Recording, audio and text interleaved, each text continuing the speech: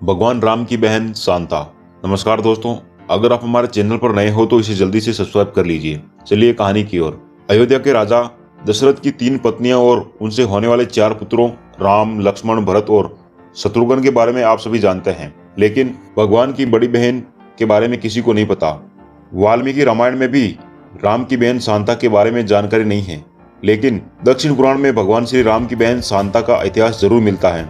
भगवान राम की बहन शांता का सच ये है कि शांता राम की बड़ी बहन और माता कौशल्या की बेटी थी। वे बहुत ही सुंदर और हर कार्य में निपुण थी। शास्त्र से लेकर पाककला तक एकदम पारंगत थी। वहीं रानी कौशल्या की बहन थी रानी वर्षिणी, जिनका विवाह अंग देश के राजा रोमपद के साथ हुआ था।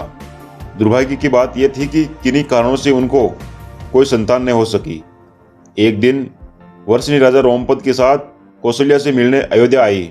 जब सभी एक साथ बैठकर भोजन कर रहे थे तो तभी वर्षिणी ने दशरथ की पुत्री शांता की शालीनता और कार्यकुशलता से मोहित होकर अपनी एक इच्छा प्रकट की। वर्षिणी ने कहा, वैसे तो मेरी बहन कोई संतान नहीं है, लेकिन मेरी इच्छा है कि शांता की तरह ही मेरी कोई पुत्री हो। वर्षिणी की इस बात पर राजा दशरथ उन्हें शांता को गोद लेने का वचन दे देते हैं। इस प्रकार राजकुमारी शांता अंगदेश के राजा रोमपद की पुत्री बन जाती है। एक दिन राजा रोमपद किसी काम में इतने खोए रहते हैं कि उनकी चौखट पर आए ब्राह्मण की आवाज उन्हें सुनाई नहीं देती। फलस्वरूप ब्राह्मण को खाली हाथ वापस लौटना पड़ता है। देवराज इंद्र को राजा रोमपद के द्वारा किया गया ब्राह्मण का यह अपमान जरा सा भी रास नहीं आता। वे अंगदेश में वर्षा नहीं करने का निश्चय कर लेते हैं। ऐसे में बिना वर्षा अंगदेश सूखा पड़ जाता है। इस वजह से अकाल की स्थिति पैदा हो जाती है। इस समस्या से उभरने के लिए राजा रोमपद ऋषि शृंग के पास जाते हैं और उन्हें इस समस्या का उपाय पूछते हैं। ऋषि राजा को यज्ञ कराने की सलाह देते हैं, जिससे रूठे इंद्र को देव को मनाया जा सके। राजा रोमपद ऐसा ही करते हैं और यज्ञ के बाद अंगदेश में पुनः वर्षा होती है। इससे अंगदेश में आई समस्या का अंत होता है। ऋषि शृंग से प्रसन्न होकर राजा रोमपद उनसे अपनी पुत्री शांता का विवाह करा देते हैं। शांता के बाद राजा दशरथ को कोई संतान नहीं थी।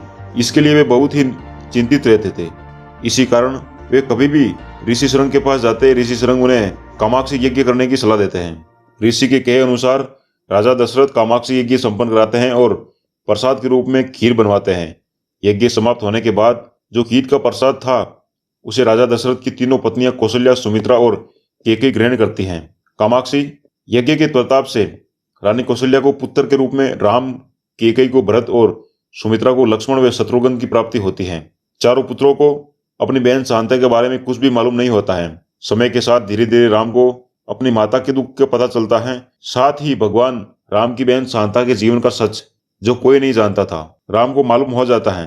बहन शांता के बारे में जानने के बाद राम अपनी माँ को बहन शांता से मिलवाते हैं और अपनी पुराने मतभेदों को दूर करने का वचन देते हैं।